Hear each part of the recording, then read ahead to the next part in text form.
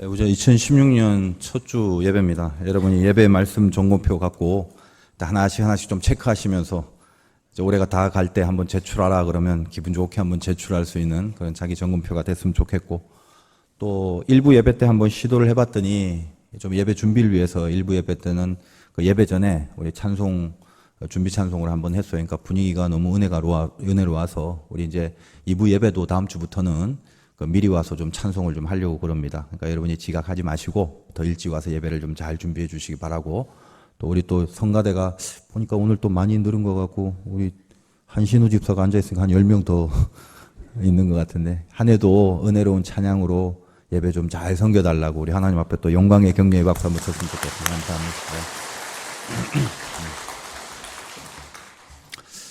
감사합니다. 또 이 새해에는 저 나름대로 계획이 늘 이제 목사님들 이런 얘기 할 때마다 그냥 그런 말 안 하고 더 설교하는 게 더 나은데 싶은 게 있거든요.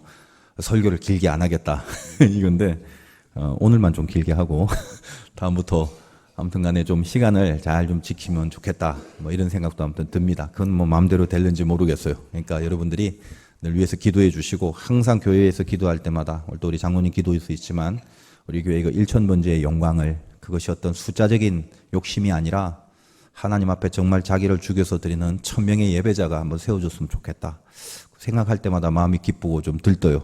늘 기도 제목으로 삼아서 꼭 같이 좀 이룰 수 있는, 영광 드릴 수 있는 그런 시간이 올 한 해 동안 준비됐으면 좋겠습니다. 이제 민수기 20장은 이 모세의 인생에 있어서 가장 좀 슬픈 사건이 기록됐어요. 그 누나 미리암도 죽고 형 아론도 죽습니다. 미리암은 누굽니까? 모세가 광주리 타고 떠내려갈 때 그걸 끝까지 보고 있다가 바로 그 딸에게 가서 여기 이 유모가 좋은 유모가 있다고, 그래서 모세의 친엄마를 유모로 소개시키죠. 미리암 입장에서도 자기의 친엄마고. 그래서 모세가 처음 그 생애, 운명적인 생애의 처음의 베이스를 구축해준 그런 존재예요, 누나가. 그 다음에 아론은 또 어떻습니까? 이제 나이 다 들어서 공생애를 시작할 때 모세가 나 못 가겠다, 나는 뭐 말주변도 없고 혀가 뻣뻣하고 했더니 하나님이 야, 형 아론을 내가 붙여줄 테니까 걱정하지 말고 가라. 그래서 모세의 대변자로 아론이 세워지지 않습니까? 그 어떻게 보면 아론은 모세의 공생애를 시작하는 베이스를 구축한, 그러니까 이 미리암과 아론은 누이와 동생이지만 모세의 인생에 있어서는 그 처음과 그 끝에 아주 그 중요한 부분을 차지했던 사람들인데, 이 사람이 오늘 20장에서 누이도 죽고 이제 아론도 죽는 이제 역사가 여기까지 흘러왔다라는 것입니다. 그리고 그 사이에 무리바라는 사건, 이제 조금 있으면 다루겠지만 그 사건이 있고, 이 무리바라는 사건 때문에 결정적으로 모세는 가나안으로 들어가지 못하게 됩니다. 굉장히 중요한 얘기죠. 그리고 나서 그 뒤에 다음 시간에 하겠습니다만 에돔이란 지역을 통과하는데 에돔이 받아주지 않아서 그걸 어쨌든 피해서 돌아가는 그런 사건도 있고, 따라서 20장 전체는 모세 개인에게 있어서는 굉장히 그 슬프고 유난히 힘든 사건이 많습니다.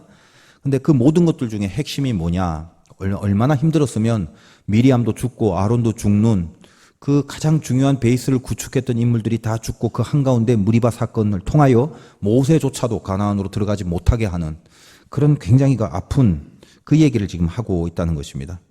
그래서 오늘 이 본문도 사실은 어떻게 보면 성경의 그 난제 중에 하나인데, 성경은 참 어려운 부분이 많아요. 그래서 여러분이 설교를 들어야 할 이유, 그리고 신학적이고 올바른 설교를 반드시 들어야 되는 그런 이유가 이런 데 사실은 있습니다. 이 사건을 이해하기 위하여 필요한 개념이 있는데, 이제 오늘 말씀을 쭉 따라가다가 중간에 딴 생각하고 놓치면 은혜가 안 되는 거고, 오늘도 제가 이 받은 은혜를 전할 때 선생님 어떻게 이거 표현해야 될까라는 걱정이 좀 많이 앞서서 기도하는 마음인데, 아무튼 잘 한번 따라와 주시기 바라요. 지금 성경은 이스라엘의 역사죠. 근데 이 출애굽의 역사가 성경에 쓰여져 있는 가장 중요한 이유는 구원이 뭔가 이걸 가르쳐 주려고 하는 거거든요. 하나님의 의도가 거기에 있어요. 애굽을 떠나서 광야를 거쳐서 가나안으로 들어가는 이 전체 과정은 여러 번 제가 그동안 말씀드렸습니다만 우리 개신교에 있어서 이 중요한 그 구원의 과정 가운데 칭의, 의롭게 됨, 성화, 그 다음에 영화, 이 세 가지, 이거는 감리교나 장로교나 어떤 개신교라도 다 이 공통적으로 취하고 있는 교리입니다. 다시 말해서 이스라엘의 백성을 애굽에서부터 홍해를 건너는 장면을 칭의로 보고, 광야에서 만들어지는 것을 성화라고 보고, 그리고 가나안 땅에서 열매와 승리를 거두는 것을 이제 온전한 영화, 이렇게 이제 파악을 한다는 거예요. 그러니까 이 세 가지가 항상 이렇게 돌고 있는데, 이스라엘 민족의 역사이기도 하지만 이 원리는 나 개인에게도 지금 적용이 되고 있습니다.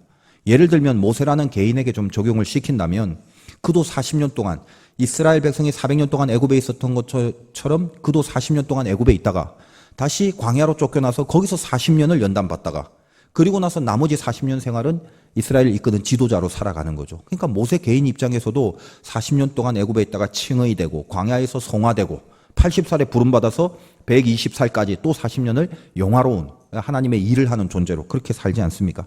근데 우리도 마찬가지라는, 우리 개인의 그 내용에도 한번 적용을 시켜보면 커다란 구원의 흐름, 물론 이 중에는 모태신앙도 있겠습니다만 그런 의식이 없을 때 영적인 신분 말고 내가 정말 자의식을 갖고 예수를 믿었던 때는 안 믿었던 때부터 믿었던 때로 돌아오는 칭의가 있고, 예수 믿고 나서 그 다음에 그것을 지키고 견디고 만들어내는 과정, 그 성화가 있고, 그 다음에 그것을 끝으로 어떤 완성과 열매를 주는 승리가 있는 그런 삶도 있고, 그러니까 나 개인의 커다란 흐름도 그 단계별로 그런 어떤 과정을 누구나 다 거치게 돼 있다는 것입니다. 조금 더 축소하면 아주 구체적인 사건을 만날 때도 이런 칭의와 성화와 영화의 원리들이 동일하게 돌아가고 있어요. 예를 들면 보세요. 오늘 여러분과 제가 드리는 이 예배만 해도 마찬가지입니다. 이 예배라는 사건을 놓고 적용을 시키면 애굽 같은 데서 이렇게 나온 칭의의 과정을 겪은 사람이 있죠. 예를 들면 뭐 오늘 예배 가기 싫다, 게으르다, 피곤하다, 아니면 어디 놀러 갈 일들이 있다, 그런 온갖 시험과 유혹들이 있는데, 근데 그것을 과감하게 끊고 거기서부터 확 돌아서서 유혹을 딱 이기고, 아무튼 이 예배에 나올 수 없게 만드는 모든 애굽의 세력을 끊고 돌아서 여기 오는 거, 이런 과정이 우리가 있었지 않습니까? 작게든 크게든. 그리고 나서 오기만 하면 다 됩니까? 이 예배 자리라는 사건 속에 이제 칭의를 했으면 성화, 여기서 집중해야 되고 졸면 안 되고 딴 생각하면 안 되고 뭔가 아무튼 힘들고 그래도 여기서 은혜를 받으려고 안간힘을 쓰고, 이런 과정이 우리에게 필요한 거죠. 이 작은 예배 자체도. 그런데 그걸로 또 끝납니까? 그렇진 않죠. 예배 끝나고 나면 그 다음에 어떻게? 예배 밖으로 나갈 때, 저 세상에서부터 나가는 순간 믿음이냐 불신이냐 순종이냐 불순종이냐 그런 싸움들이 빠르게는 식당 갈 때부터, 그리고 저 주차장에서부터, 또 집에 가서 거기 같이 사는 사람들과의 대면에서부터 승리와 패배를 가르는 그런 싸움들이 계속 있지 않습니까? 마치 가나안 땅에서 이스라엘 백성들이 홍해를 건너서 광야에서 연단된 힘을 갖고 승리하는 것처럼 우리도 동일한 예배 한 가지만 보더라도 그런 원리들이 계속적으로 적용되고 있다는 것입니다. 그래서 제가 여러 번 참 많이 말씀드렸는데 이 신앙의 세 단계, 애굽을 통과하여 출애굽, 그 다음에 광야, 그 다음에 가나안, 그래서 각각의 가장 필요한 핵심 코드, 반드시 버릴 수 있어야 된다, 끊을 수 있어야 된다, 그게 돼야 된다. 애굽을 버려야 그 다음에 출발할 수 있지 않겠습니까? 그리고 한 번 버린 것 같고 되진 않죠. 그 버린 상태를 자기가 계속 지키고 견디는 인내의 광야의 시간이 필요한 거죠.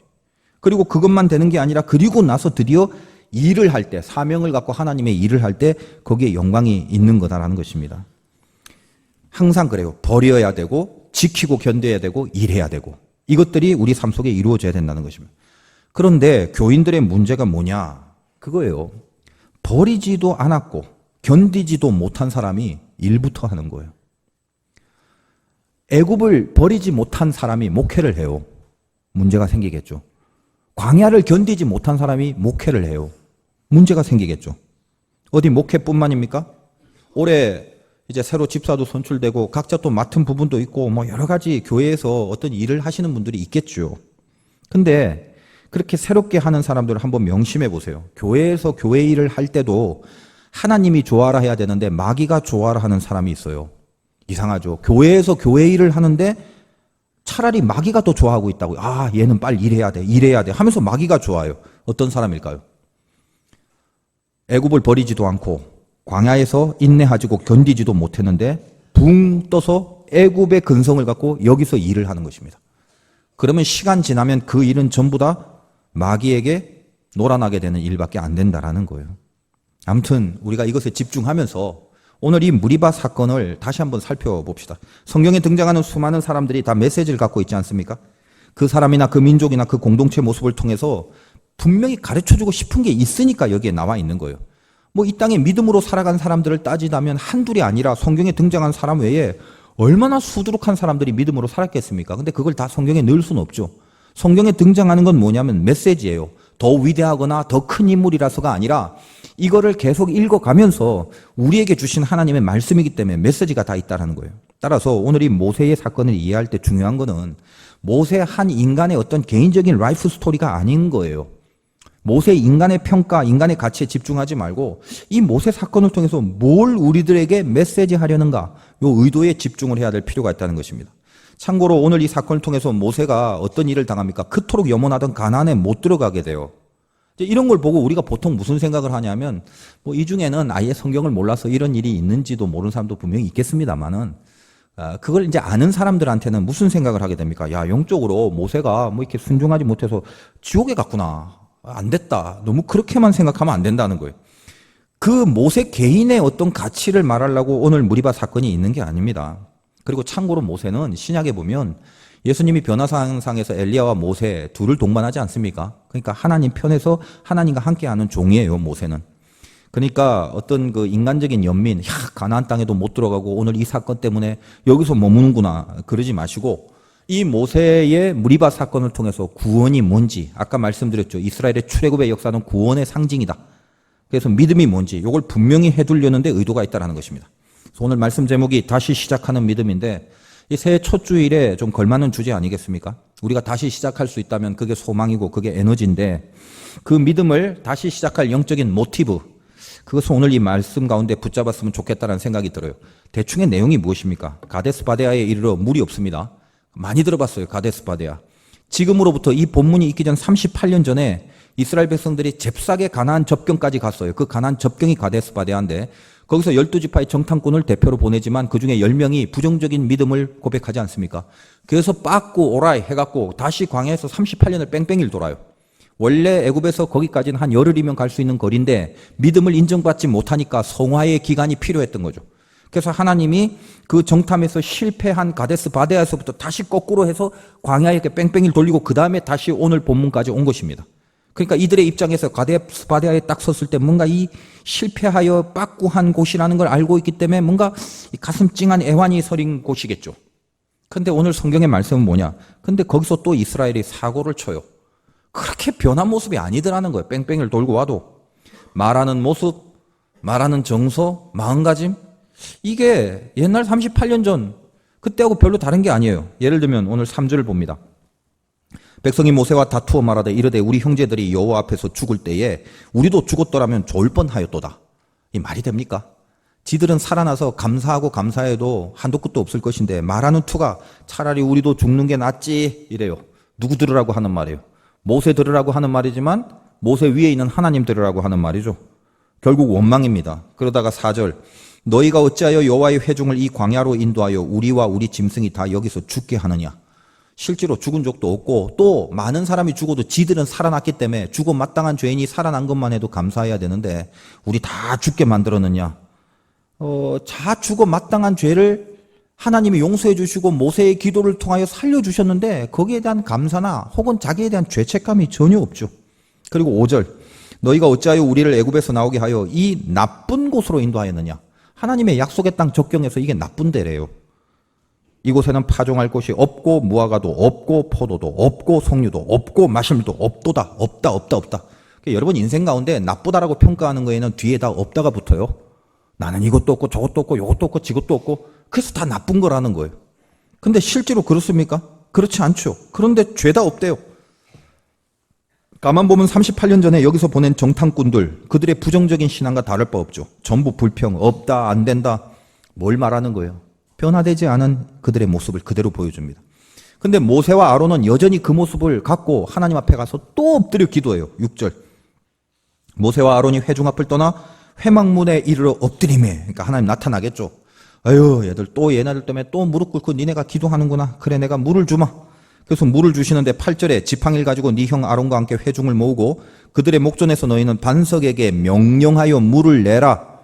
반석이 있는데 말로 명령을 하래요. 물이 나와라 이렇게. 그렇게 하면 물을 주겠다 이렇게 얘기를 해요. 그렇게 했는데 11절에 모세가 어떻게 하냐면 모세가 그의 손을 들어 그의 지팡이로 반석을 2번 치니 물이 많이 솟아나오므로 회중과 그들의 짐승이 마시니라. 물이 나오긴 나왔는데 여기에 대한 하나님의 평가가 뭐냐 하면 모세와 아론에게 12절 2번째 줄에 보니까 너희가 나를 믿지 아니하고 모세가 2번 친 행위를 하나님은 뭐라고 하냐면 믿지 않았다 나를. 그렇게 평가한다는 것입니다. 그래서 이 일 때문에 이스라엘 회중뿐만 아니라 모세마저도 가나안으로 갈 수 없는 비극을 초래합니다. 그리고 그것을 무리바라 했는데 무리바라는 뜻이 다툼이에요. 그러니까 무리바 물, 즉 다툼의 물 이렇게 칭합니다. 많은 주석가들과 또 설교가들과 신학자들이 지금 모세가 왜 가나안에 못 들어갔나라는 이 본문을 놓고 이렇게 평가를 해요. 쉽게 말해서 모세가 하나님 명령 앞에 성질을 부려서 가나안으로 못 들어갔다. 그러니까 성질 부리지 말고 살아야 한다. 이런 해석들이 이제 거의 대부분입니다.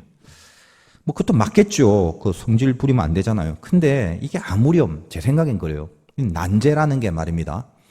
항상 구원의 진리의 선과 연결돼서 생각하지 않으면 틀린 건 아니지만 굉장히 얕고 굉장히 가벼운 그런 교훈 외에는 더 이상 얻을 수가 없거든요.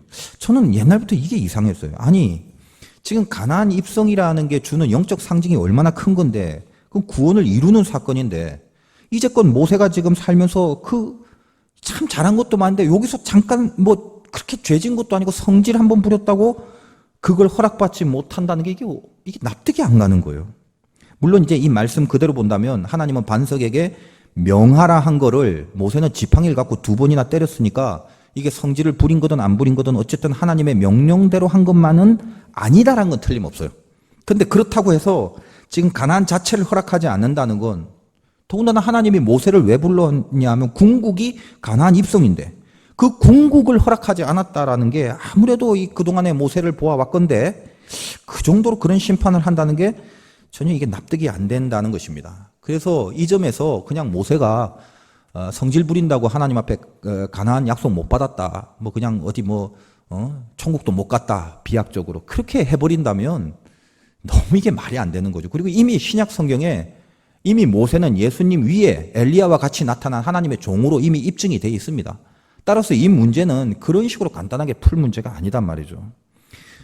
성경을 조금 더 많이 읽으신 분은 성경에는 무리바 사건이 이거 말고 또 하나 있다는 걸 알 수 있습니다. 2번 나오는데 그거는 다른 무리바예요. 무리바는 다툼이란 뜻이었다고 그랬죠.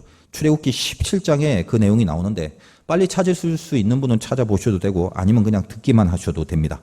오늘 민수기의 무리바는 가데스 바네아에서 이루어진 거기 때문에 보통 가데스 무리바 사건이라고 합니다만 이 출애굽기 17장에 나오는 무리바 사건은 르비딤이라는 곳에서 시작돼요. 초창기, 이스라엘 백성의 초창기인데 17장 1절에 이스라엘 자손의 온 회중이 여호와의 명령대로 신 광야에서 떠나 그 노종대로 행하여 르비딤에 장막을 쳤으니 백성이 마실 물이 없다. 백성이 모세와 다투어 이르되 현상이 비슷해요. 물이 없으니까 마실 물 달라 이거죠. 그때 하나님이 뭐라고 하냐 하면 모세가 역시 4절에 기도하니까 5절에 여호와께서 모세에게 이르시되 백성 앞을 지나 이스라엘 장로들 데리고 나일강을 치던 네 지팡이를 손에 잡고 가라. 내가 호렙산에 있는 그 바위 위 거기서 네 앞에 서리니 너는 그 반석을 치라. 그것에서 물이 나오리니 백성이 마시리라. 모세가 이스라엘 장로들의 목전에서 그대로 행하니라. 그러니까 이 출애굽기 17장에 있는 무리바 사건은 뭐냐면 하나님이 어떻게 명령합니까? 민수기에는 말로만 하라고 했는데 이 출애굽기에는 네가 지팡이를 들고 반석을 치라고 했고 모세는 그 명령 그대로 했어요. 쳤어요. 그래서 물이 나오게 됐다라는 것입니다. 그런데 여기서 주목할 게 이 출애굽기의 무리바는 무리바라는 말 말고 또 다른 표현을 합니다. 7절 17장 7절에 그가 그곳 이름을 마사 또는 무리바라 불렀으니 이는 이스라엘 자손이 다투었으며 또는 그들이 여호와를 시험하여 이르기를 여호와께서 우리 중에 계신가 안 계신가 하였음이더라. 마사의 뜻은 시험한다는 뜻이란 말이에요. 요게 주는 비중이 굉장히 신비합니다. 저는 전문가고 하나님의 말씀이 제 인생의 지표이기 때문에 이런 것들을 기도하면서 연구하고 집중하는 게 너무너무 힘이 되고 은혜가 되고 재미가 있습니다. 그러나 이 중에는 복잡하게 느껴지는 분들도 분명히 있으실 줄 압니다만 할 수 없어요. 우리가 성경을 너무 겉핥기식으로만 보아서는 이 깊은 그 구원의 심정을 좀 이해할 수가 없습니다. 그러니까 좀 초신자가 어렵다 할지라도 계속 성경은 다루게 되니까 한 번쯤은 집중하실 필요가 있습니다. 한번 보십시오. 무리바의 민수기의 무리바와 출애굽기의 무리바는 차이가 있죠. 한번 비교해 봅시다. 출애굽기는 하나님의 말씀에 치라고 했고 그대로 했고 무리바는 명령만 하라고 했는데 2번이나 쳤고 또한 출애굽기의 무리바는 마사라는 이름으로 시험이라는 내용이 하나 더 들어간 거예요. 무슨 말입니까? 이스라엘 백성들이 단지 물이 없으니까 하나님 우리를 이끌어 와갖고 물도 없게 만들어요? 원망할 거예요? 목말라 죽게 만들 거예요? 그러니까 빨리 한번 물 좀 주세요. 그러니까 이미 하나님이 살아계시는 건 아는데 그 살아계신 하나님이 나에게 왜 이런 결핍과 부족함을 주냐? 빨리 물 좀 달라. 정도의 차원이 아니라 플러스 시험. 하나님이 우리 중에 계신가 안 계신가 하였더라. 그러니까 지금 출애굽기의 무리반은 어떤 것까지 포함되고 있나요? 믿고 있는데, 살아계심을 믿는데 그 믿는 하나님이 나를 도와주시나 안 도와주시나를 원망하는 게 아니라 하나님이 있냐 없냐조차도 믿지 못할 수준이었다는 거예요. 이 출애굽기의 처음의 무리반은. 그래서 만약에 물이 나오면 하나님을 믿게 되는 거고, 물이 안 나오면 하나님이 안 계시다라고 생각하겠다라는 그런 심보가 있다라는 거죠. 이게 핵심이 그겁니다. 지금 이 반석이라는 게 뭔가 그게 중요하죠. 고린도전서 10장 1절에서 4절까지 반석에 대한 정의를 성경 스스로 이렇게 규명하고 있습니다. 고린도전서 10장 4절에 다 같은 신령한 음료를 마셨으니 이는 그들을 따르는 신령한 반석으로부터 마셨음에 그 반석은 곧 그리스도시라 이렇게 돼 있다는 거예요. 자, 한마디로 이런 거예요. 민수기나 출애굽기나 반석에서 물이 난다는 건 그리스도에게서 물이 난다는 말이에요. 즉 그리스도에게서 생수가 난다 이런 뜻입니다. 예수로 인한 구원의 생수가 흐른단 말이고 그 구원의 생수를 목말라 하는 사람이 그 생수를 먹는 순간 생명을 유지하게 되니까 그리스도가 생명이다라는 얘기를 하는 거예요. 이 반석에서 나오는 물의 사건은. 그런데 처음 출애굽기 수준의 이스라엘에게 반석을 치라라는 말은 이 반석을 때린다라는 것은 예수 그리스도의 십자가의 사건을 의미하는 것입니다. 한 번 치는데 이 치는 것 자체는 그게 유일회적인 사건. 다시 말해서 그 뒤에는 더 이상 반석을 치는 예수 그리스도를 십자가에 다시 달리게 하는 그런 사건은 이후에는 없는 거예요. 딱 한 번 십자가에 달려 죽으신 그 사건이 그 다음에 모든 백성들에게 생명을 공급하는 은혜로 충분하다라는 얘기를 하는 것입니다. 지금 이것은.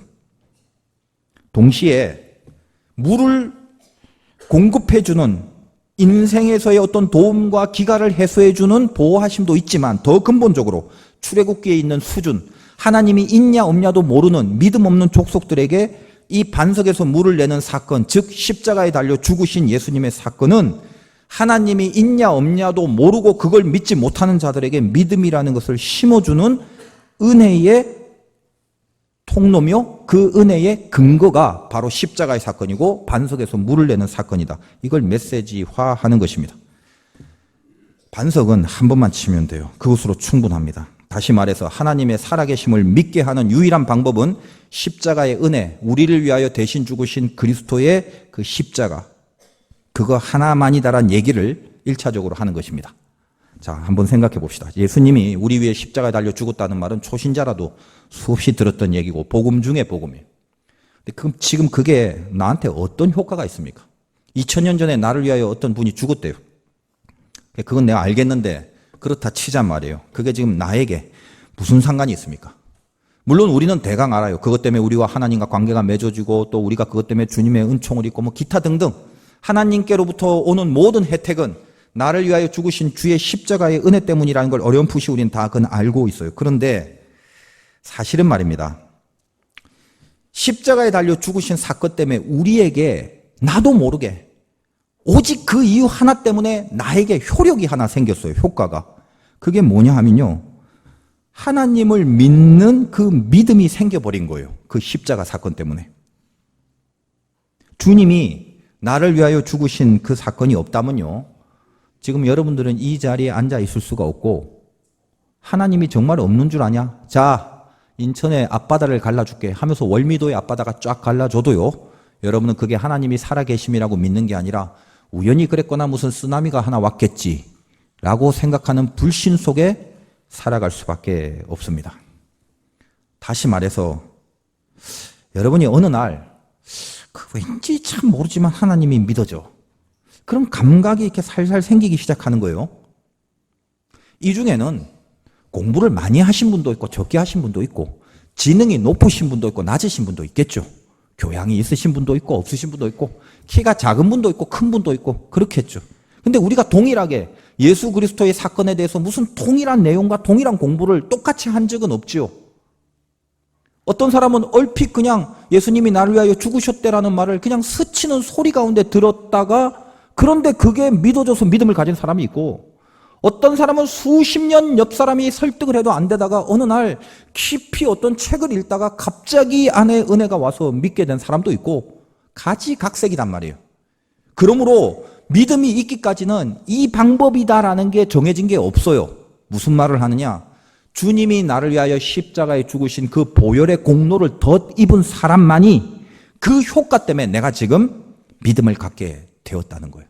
반석을 한번 쳐서 나온 물이면 그 물이 충분히 이스라엘 백성들을 하나님의 자녀로 이끌 수 있다는 것에 대한 사건이에요. 그게 출애굽기의 물이 봐요.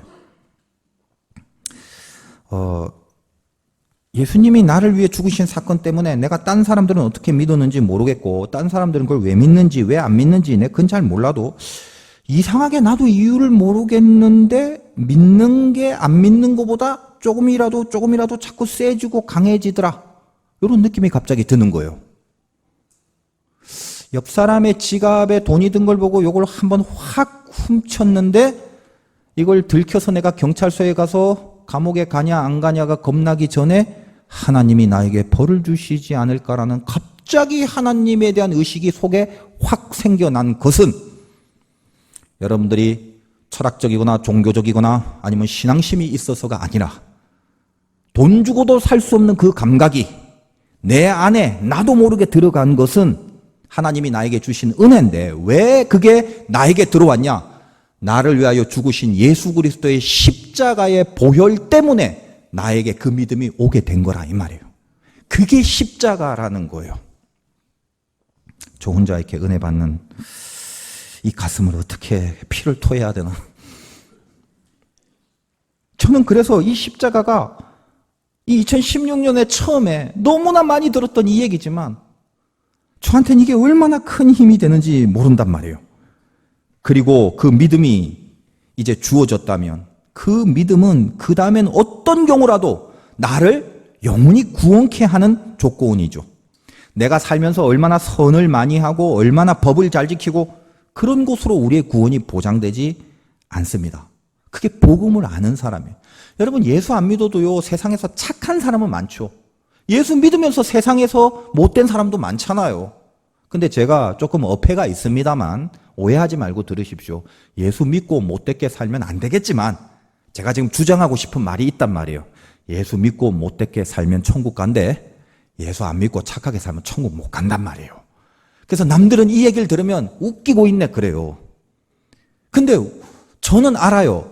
예수 안 믿고 예수 믿고 별걸 다 해도 인간이 선하게 행동을 하고 어떤 옳은 일을 할 때 절대 완벽하거나 온전하지 않단 말이에요. 하나님이 원하시는 딱 들어맞는 완전한 행위를 우리는 할 수가 없어요. 우리의 구원이 그런 선한 걸로 이루어지는 게 절대 아니단 말이에요. 물론 예수 믿으면 훨씬 선하게 살고 절대 예수 믿고 못되게 살면 안 되죠. 그러나 제가 이 논리를 풀기 위하여 예를 들면 그렇게 얘기할 수 있다는 거예요. 그러면 복음이면 다 되고 믿음이면 구원을 얻고 은혜를 받아야 구원을 얻는다는데 내가 그럼 인생 살면서 선할 필요가 있나? 뭐 애를 쓸 필요가 있나? 착한 일이나 행위 같은 거 할 필요가 있나? 있죠. 왜? 행함이 없다면 믿음도 아니라고 그랬잖아요. 당연히 예수 그리스도의 십자가를 통하여 믿음이 생기고 그게 참 믿음이라면 못되게 살 수가 없죠. 행함이 자연스럽게 따라오게 돼 있다는 거예요. 그러나 그 행함의 온전함은 우리가 애를 써도 완벽할 수는 없어요. 그래서 만약에 하나님이 믿음 딱 빼고 니네 행위가 얼마나 온전한지 내가 그거 보고 구원을 따지겠다라고 평가를 딱 한다면 우리는 저를 비롯해서 전부 다 아웃이죠. 근데 바로 이 부분에서 복잡해요 지금 머리가, 이 아주 지능적인 마귀의 괴계가 그 안에 들어오게 됩니다. 우리는 이미 은혜로 믿음을 갖고 있어요. 이게 얼마나 감사한지 몰라요. 반석을 쳐서 그 십자가의 사건 때문에 생수를 얻게 됐어요. 근데 이제 행위라는 실천이 필요해요. 믿음이라는 은혜와 행위라는 실천이 오버랩이 되면서 시간이 흘러가요. 그래서 처음에는 믿음이 강하고 은혜가 충만하면 행위도 막 따라오고 나름대로 실천도 다 하고 막 결단한 대로 움직이고 그러다가 인간이 연약하죠. 이 땅에 살면 우리는 아직 죄인이고 연약하니까 점점점 시간이 지나면서 내 행위가 믿음을 따라가지 못하죠. 내 모습과 내 액션이 내가 알고 있는 진리를 따라가지 못하죠. 점점점 약해집니다. 그러면 또 이 모양인가? 그런 생각이 들죠. 그러면서 내 의식이 복음이라는 것에 대해서 율법으로 이렇게 흐르게 돼요. 무슨 말이냐? 난 이걸 또 못했네, 이걸 또 못했네, 저렇게 못했네, 이 모양이네. 자꾸 이 생각에 집중을 하게 돼요. 그러다가 결국 뭐예요? 나에게 주어진 이 반석을 쳐서 나왔던 그 은혜의 물이 내게 흘러 넘쳤다는 걸 잊어버리게 만들죠. 이미 내 안에 십자가 때문에 확보된 믿음이 있는데 그걸 기억하지 못하게 만들어요. 그러면서 점점 뭐에만 집중하냐면 믿음을 보는 게 아니라 하나님이 주신 은혜를 보는 게 아니라 온전치 않은 자기 자신의 약점을 계속 봐요. 그러면서 나 가짜 아니야? 나 지금 예배 가운데 있는데 목사님 말씀을 뭐라 하는데 나한테는 지금 해당이 안 되는 거 아니야? 난 왜 이런가? 한심해 죽겠네. 계속 이래요. 근데 여기까지만 하면 그래도 그게 애통하는 수준이니까 이렇게 봐줄만 한데 마귀는 그 상태로 내버려 두지 않죠. 점점 더 그 심령을 붙잡아 깊이 밑으로 끌어내려요. 그러면 내 안에 하나님이 주신 반석의 물, 그 유일회적인 사건으로 내 안에 확보된 믿음, 이거는 안 보여요. 그러면서 자꾸만 난 아무래도 안 되나 보다, 적어도 하나님 나하고 상관 안 하나 보다, 하나님이 있다면 내 모양이 왜 이럴까, 왜 내 뜻대로 안 될까, 이런 것들이 슬슬슬 들어오면서 내 안에 하나님이 이미 주신 믿음이 하나도 안 보이게 되는 거죠. 인간은 간단해요. 믿음이 안 보이는 순간 죄가 보이기 시작해요. 믿음이 안 보이는 순간 죄를 보게 되고 죄를 보는 순간 죄를 짓게 돼 있어요. 슬슬슬 이럴 바에야 하고 싶은 죄나 짓자. 어차피 이상하게 버림받은 인생 같기도 하고 내가 가짜 같은데 죄 좀 지어도 뭐라 하시겠냐. 다음에는 뭔가 좀 맘 잡고 다시 해야지. 아직은 내가 지금 별거 아니니까 믿음이 좀 없는 것 같고 모르겠다. 그러니까 지금은 마음대로 좀 살아보자. 한번 기회가 되면 나도 마음 잡겠지. 산기도 한번 하고 금식기도도 좀 하고 그런 기회가 있으면 다시 한번 결단해야 그러면 내가 되지 않을까. 늘 그런 식으로 생각하다가 그런 마음으로 10년 동안 내내 죄만 짓고 살고 있다니까요. 그래서 마귀는 우리를 정죄시키고 참소해서 죄를 있는 사람으로 자꾸 만들어요. 그리고 죄를 향하게 할 마음을 자꾸 심어줍니다. 여러분 진짜 조심해야 될 게 그거예요. 은근히 막 양심이 살아있고 회개하는 심령인 듯 하면서 이러면 안 되는데 그러면서 그 다음 단계 나는 가짜인가 아닌가 버림받았는가 결국 포기하고 마지막엔 죄를 붙들게 하는 게 이 마귀의 높은 고수의 수법이라는 것을 아시라는 거예요. 오늘 이 주제가 여러분 안에 어떻게 어필이 될는지 참 지금도 걱정입니다. 여러분 우리 회개하라고 그러죠. 죄 지은 거 한탄하고 후회하고 앞으로 죄 안 지을 거다 그렇게 결단하는 게 보통 회개인데 잊지 말아야 될 거는 그게 이 나의 결단이 내 그 양심 고백, 눈물 흘리는 거 이런 걸로 내 안에 더러운 죄악들 하나님 앞에 구원받지 못할 요소들이 절대로 깨끗하게 씻어질 리가 없어요. 주님이 나를 위하여 대신 죽으신 보혈이 없이는 절대 우리는 온전히 깨끗해질 수 없단 말이죠. 근데 제가 요즘 위기의식을 느끼는 이 나라 한국 교회의 영적 이 바람이 뭐냐 하면요. 시대가 하도 어수선해서 교회가 타락하고 성직자가 부패하고 이런 얘기들이 얼마나 많아요. 그러다 보니까 나름대로 신앙생활 잘 하려고 하는 조금 이 좋은 의미에서는 신앙생활 잘 하려고 하는 신자들이 이렇게 홀깃하고 이렇게 쏠리는 그 인기 있는 메시지와 영성이 뭐냐 하면 회개 운동이에요. 회개. 돌이켜라. 똑바로 살아라. 돌아서라. 막 회개를 부르짖고 회개만이 살 길이다. 교회여 회개하라. 목사들 회개하라. 이렇게 등등. 그래서 사람들로 하여금 하나님을 굉장히 그 무서운 존재로만 인식을 시킵니다. 물론 하나님은 무서워해야 될 존재죠. 그러나 무서워할 존재로만 인식하는 것은 큰일 나죠. 그분이 나를 위하여 치른 대가와 그 사랑을 알지만 자꾸 놓치게 만든단 말이죠. 그래서 우리가 뭘로 속이 개운해하냐 하면 내가 회개의 자리에 가서 얼마나 많은 눈물과 콧물을 쏟아냈느냐 그걸로 우리 신앙을 안심하기 시작했어요. 그래서 성도들이 무슨 기도원이나 무슨 집회나 이런 데 가서 막 회개의 메시지를 들으면 막 자기가 정결케 되는 양 굉장히 그 속이 해갈되는 느낌을 받아요. 왜냐하면 이 시대가 너무나 타락하고 부패했기 때문에 회개하라는 말이 딱 떨어지는 말처럼 느껴진단 말이죠. 그래서 어디까지 나가느냐 니네 회개 안 하면 이 나라가 불바다가 된다. 전쟁이 일어난다. 이러면서 뭔가 이 가슴도 찡하고 막 정신 차려야지 싶은 마음도 들고 이렇게 만든단 말이에요. 틀리진 않죠. 회개해야 되죠. 당연히. 그런데 경험상 회개를 진하게 하고 나니까 그 회개를 진하게 한 인간이 그 다음에 모조리 온전히 철저하게 바뀌고 그럽니까? 절대 온전해질 수 없어요. 그러므로 마귀는요, 이 회개를 통해서도 침투를 해요. 회개를 하고 나서도 우리에게 이런 생각하죠. 봐라, 또 어제 그렇게 눈물 쏟고 오늘 그 모양이지? 네가 쏟은 눈물과 콧물이 얼마나 많은데 또 그따우냐? 이렇게 우리를 자꾸 걸면서 정죄를 한단 말이에요.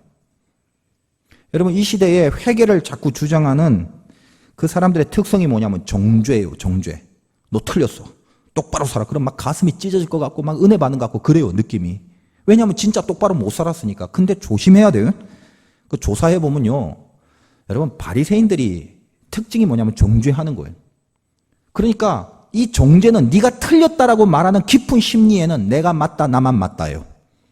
그러니까 진짜 바리새인은 뭐냐면 바리새인 같은 사람아 그렇게 살지 말라라고 말하는 사람 중에 진짜 바리새인이 있을 확률이 훨씬 높아요. 사실은. 다시 말해서 회개가 우리에게 필요하고 똑바로 살아야 되는 건 맞긴 맞는데 마귀는 이 귀한 회개를 우리에게 잘못 이용하게 하게끔 틈을 탄단 말이에요. 회개하고 다시 잘 살면 회개만 한 모습으로 실천만 잘하면 우리의 구원이 온전히 이루어질 것 같은가?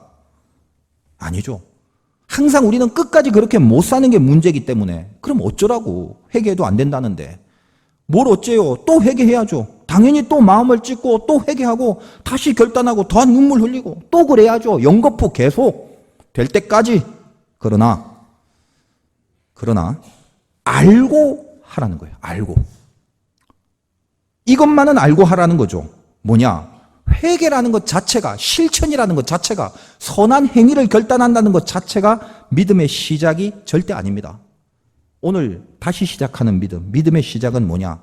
나를 위해 죽으신 주님, 그분이 내 믿음의 시작이에요. 아시겠습니까? 무슨 말인지? 따라서 진짜 회개가 뭐냐면 내가 믿음으로 시작하지 못한 거, 그거가 회개의 본질이에요. 믿음으로 그럼 시작하는 게 뭔데? 이미 내 안에 하나님이 주신 믿음과 은혜, 이게 구원의 증거거든요. 아까 말했다시피 여러분은 죄를 지면 금방 어유 주여 하고 하나님을 두려워해요. 엉망으로 살더라도 여러분이 은혜를 받았기 때문에 내 깊은 마음 한켠에 하나님이 항상 뭔가 있단 말이에요. 근데 그 감각은 얼마나 귀한 축복인지 100만금을 줘도 살 수 없는 감각이에요. 그게 은혜 받은 자만이 갖고 있는 감각이라고. 저는 예수 믿기 전과 후, 비포 애프터가 분명해요. 그래서 그 감각을 알아요. 교회 첫날 간 그날 우리 집에 돌아가는 그 발걸음 하나하나가 얼마나 죄스러웠는지 예전엔 그런 건 못 느꼈거든요. 하나님이 날 벌하지 않을까? 하나님이 지금 내 마음을 어떻게 볼까? 온통 하나님이 내 속을 점령했어요. 그런 경험은 처음이었어요. 그럼 그렇다고 온전히 살았냐? 천만에요. 온전히 못 살았죠. 그러나 적어도 저에게 있어서 변화는 뭐예요? 없었던 하나님의 감각이 생겨버린 거예요. 누가 저에게 돈 준다고 그게 생기는 줄 아십니까? 무슨 제가 공부를 많이 하면 그게 생기는 줄 아세요? 그렇지 않아요. 그분의 십자가의 사건의 보혈의 공로가 저에게 은혜로 덧입혀진 거예요. 그래서 하나님을 감각하게 됐고 하나님의 영이 이 안에 들어와 있는 거란 말이에요. 그러므로 이미 내 안에 만들어진 이 믿음, 이거를 모르고 마치 내가 조금 행위가 모자라고 조금 덜 떨어진 짓을 하고 뜻대로 안 되고 고난이 밀려온다 했을 때 나는 구원을 못 받았다. 은혜가 없구나. 그렇게 헤매고 버림받은 인생이라고 착각을 하지 말란 말이에요.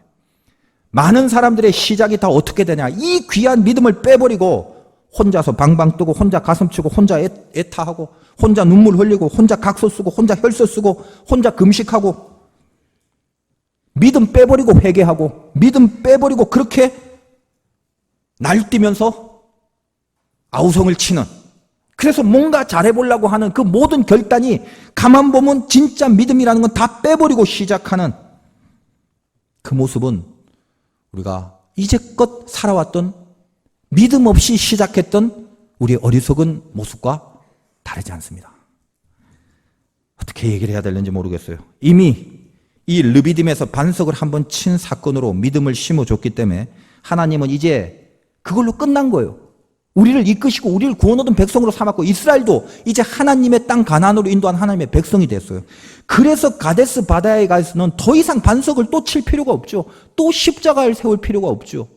그래서 오늘 민수기에는 반석을 그냥 말로 하라고, 물 좀 달라고 그렇게 하라고 했는데 모세는 그것을 지팡이로 2번씩 치면서 마치 그 행위와 그 뭔가의 그 액션이 물을 내게 하는 근거인 듯, 마치 구원이 행위에 달린 듯이 그렇게 신나게 두 번 치고 안 나왔다면 3번까지 쳤겠죠.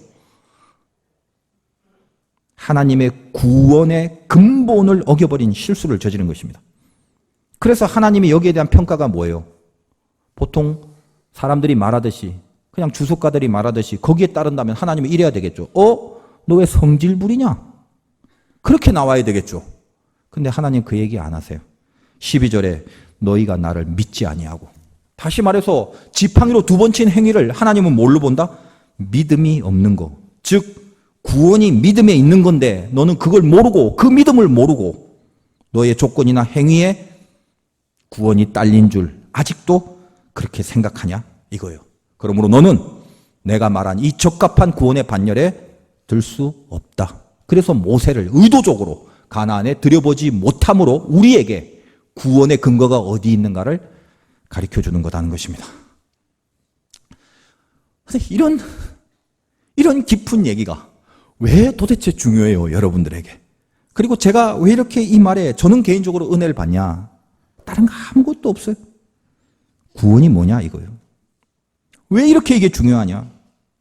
구원은 하나님이 우리에게 해주신 거다라는 얘기를 계속 하나님이 강조하는 이유는 하나님이 생색내려고 하는 게 아니라 우리의 구원을 반드시 실패하지 않고 반드시 끝까지 이루기 위한 하나님의 심정이에요. 이게 구원은 너희에게 있는 게 아니라 내가 주는 것, 내가 주는 믿음만이 구원이다라는 거예요. 여러분, 우리는 얼마나 변덕이 심합니까? 기분 좋을 때는 인생을 다 맡기고 목숨을 버려서라도 하나님을 섬기겠다고 길길이 날뛰다가 잠깐 기분 한번 상하는 말을 툭 한번 남한테 들으면 그때부터는 예수고 하나님이고 천국이고 다 필요 없게 되죠. 그게 우리란 말이에요. 뭘 믿고 하나님이 우리들에게 천국을 걸어요?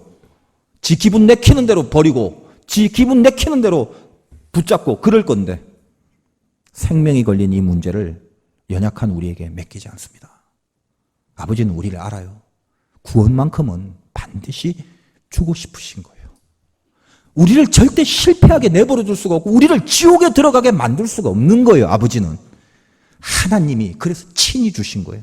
그 십자가 사건 때문에 우리가 엉망이라 할지라도 그 자리에서 다시 돌이킬 수 있는 힘의 근거를 내 행위나 내 실력과 조건이 아니라 온전히 하나님이 나를 위하여 죽으신 그 은혜로만 하기로 작정을 하셨어요. 왜? 반드시 이루시려고. 이게 힘이 안 돼요. 저는 이 힘 때문에 살고 이 복음의 능력 때문에 오늘도 이 자리에 버티고 있습니다. 다시 시작한다는 믿음 무엇이어야 됩니까? 이제 새해가 됐죠. 어떤 뜨거운 결단, 각서를 쓰고 막 혈소로 써내려가는 이런 거, 그런 걸로 시작하는 게 의미가 없다는 게 아니라 우리 예수 안에 있는 사람은 그런 걸로 시작하는 믿음보다 더 센 게 있어요. 여러분, 지금까지 얼마나 많은 시도들을 해왔어요. 올해도 얼마나 많은 회개를 해왔고 얼마나 많은 다짐들이 있어요. 근데 그게 헛되다는 게 아니에요. 당연히 해야 돼요. 또 해야 돼요. 그러나 우리 수준을 보세요. 그 수많은 다짐을 하더라도 잠깐 저 예배당 문 밖을 나가기만 하면 아무것도 아닌 곳에 우리 감정이 폭삭 내려앉아 버리죠. 이 안에선 하나님의 나라, 뭐 천국, 민족의 복음화 막 그런 막 가슴이 뜨거워지고 뭐라도 큰일 하는 것 같은데 정작 아무것도 아닌 뭐 잠시 저기 가서 점심시간에 그 식당에서 길게 줄만 서 있어도 젠장하면서 짜증을 내는 게 우리란 말이죠.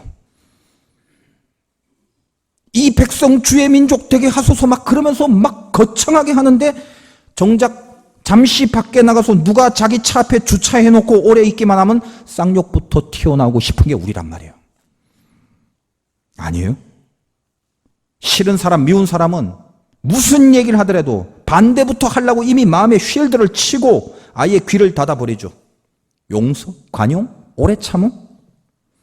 우리는 애초부터 이 안에서 얼마나 길길이 날뛰고 떠들더라도 애초부터 가망성이 없습니다. 회개하고 다시 결단하고 그런다고 뭐가 변하지 않아요. 그러나 끝까지 하긴 해야 되겠죠. 회개를 하면 감정적으로 카타르시스를 느낄 뿐이지 시간이 지나면 또 여전히 그 모습 그대로 드러납니다. 그렇다고 가치 없는 건 아니에요. 끝까지 해야 돼요. 또 회개하고 또 회개하긴 해야 돼요. 그러나 알고 하자라는 거예요. 그 회개 자체와 그 실천 자체만이 중요한 게 아니라 이것이 가능하게끔 밑바닥에서 뭐가 받치고 있느냐, 이게 시작이에요. 이거. 이 받치고 있는 걸 붙잡아야 돼. 그럼 우리는 어떻게 해야 되나? 방법 없어요. 계속 하는 것밖에 없는데 콩나무 시루통에 물을 계속 주듯이. 근데 중요한 건 알아야 된단 말이죠. 반석을 2번 치지 마세요. 반석을 어떻게 칠까? 지팡이로 칠까? 막대기로 칠까? 2번 칠까? 3번 칠까? 세게 칠까? 약하게 칠까? 그런 것들이 중요한 게 아닙니다. 다시 말해서 여러분들이 이 새해에 무슨 계획을 세우든, 그게 영적인 계획이든 현실적인 계획이든 이걸 얼만큼 하고 이걸 어떻게 하든 다양하고 다를 수는 있어요. 그러나 우리 모두의 중심에 동일한 출발선을 갖고 있어야 되는 건 알고 몸부림을 쳐야 된단 말이죠. 그게 뭐예요? 여러분 알고 있는 거예요. 이미 허락된 구원, 이미 주어진 믿음, 이미 삼으신 자녀됨. 그게 우리의 출발이에요. 이거를 부인하거나 이거를 잃어버리지 마세요. 어떤 경우라도, 어떤 바닥에 있다 할지라도 내가 하나님의 자녀가 된 것이 하나님이 어떤 대가를 치르고 이루신 은혜인데 그걸 내 멋대로 내 기분 내키는 대로 버리고 포기하고 잊어버리고 망각합니까? 이미 나를 위하여 출애굽기에서 한 번 치신 반석이 그때로부터 지금까지 앞으로 영원한 생수를 나에게 주실 것입니다. 그 주님의 십자가 사건 그 한 번이면 내가 어떤 경우라도 나의 모든 것을 다시 시작하기에 충분하다는 거예요. 어떤 계획이라도 좋고 어떤 결단이라도 좋아요. 무너지면 또 하고 피 흘리기까지 또 하면 됩니다. 또 해야 돼요. 그러나 이 마음에 잊지 말 거는 나는 이미 넘어진 자리에도 구원받은 하나님의 자녀고 일어선 자리에도 나는 구원받은 하나님의 자녀라는 거예요. 눈물과 콧물이 범벅이 된 회개를 하고 또 해야 됩니다. 그러나 그 가운데서도 마음에 잊지 말 것은 그것만이 아니라 이미 구원 얻은 자녀라는 걸. 알고 있을 것을 알고 하느냐, 모르고 그 위에 쌓아가느냐. 동일한 회개의 가치라도 모래 위에 세운 회개가 있고 반석 위에 세운 회개가 있단 말이에요. 시중에서 이 복음의 귀한 능력을 자꾸 왜곡하는 모래 위에 세운 회개 같은 것에 매몰되지 마십시오. 여러분이 붙들어야 될 것은 동일하게 눈물과 콧물을 쏟아야 되는 회개지만 내 밑바닥에 나를 위하여 죽으신 예수 그리스도의 십자가가 있다는 거, 그것으로부터 우리는 언제든지 시작할 수 있다라는 믿음, 거기서부터 우리는 다시 시작하는 거예요. 여러분이 계획대로 살아서 성공했다 칩시다. 혹은 피눈물 나는 회개를 통해서 정결하게 사는데 승리했다 칩시다. 그렇다 할지라도 내가 이미 하나님 앞에 구원받은 자녀가 아니라면 내가 성공한 게 뭐가 의미가 있으며 내가 회개한 게 뭐가 의미가 있습니까? 예수 없이, 구원받은 자녀의 신분 없이 했다면. 인생에서요 가장 센 거 있어요. 그거 하나 붙잡고 그거 하나만 붙잡으면 신앙이 되는 거예요. 가장 센 거 그거 아닙니까? 제일 센 거 붙잡는 그 사람 결국 위너죠. 위너. 뭐가 가장 센 거예요? 하나님이 나를 사랑하셔서 대신 죽게 하신 주님, 그 주님 때문에 나는 하나님의 구원받은 자녀가 되었다. 이게 제일 센 거예요. 이제 난 자녀로서 살아갈 운명이다. 이게 제일 센 거예요. 이 운명을 거스리거나 방해할 이 세상 우주 천지의 어떤 권세도 없다. 얼마나 감사한지 우리는 태어나 보니 금숟가락이 아니라 입에 천국의 보석 숟가락을 물고 태어났더라. 이게 은혜죠. 이 자녀된 신분을 빼앗을 권세는 하늘과 땅에 없어요. 내가 확신하노니 사망이나 생명이나 천사들이나 권세자들이나 현재일이나 장래일이나 능력이나 높음이나 깊음이나 다른 어떤 피조물이라도 그리스도 예수 안에 있는 하나님의 사랑에서 끊을 수 없느니라. 이게 우리 시작이죠. 사단아, 정죄하지 말고 물러가라. 난 다시 시작할 수 있다. 이거죠. 그림자보다 실체가 더 중요한데 우리는 이 그림자 때문에 자꾸 실체를 빼앗겨요. 그림자라는 건 언제나 바뀝니다. 평평한 바닥에 가면, 아스팔트에 가면, 벽에 가면, 태양이, 달이 어디서 비치느냐에 따라 우리의 그림자는 늘 바뀌어요. 이 부질없는 것들은 시간 지나면 또 바뀌어요. 우리들의 그림자들이 얼마나 많습니까? 얼마나 다양하고 얼마나 자주 바뀌어요. 거기에 목숨 걸려요?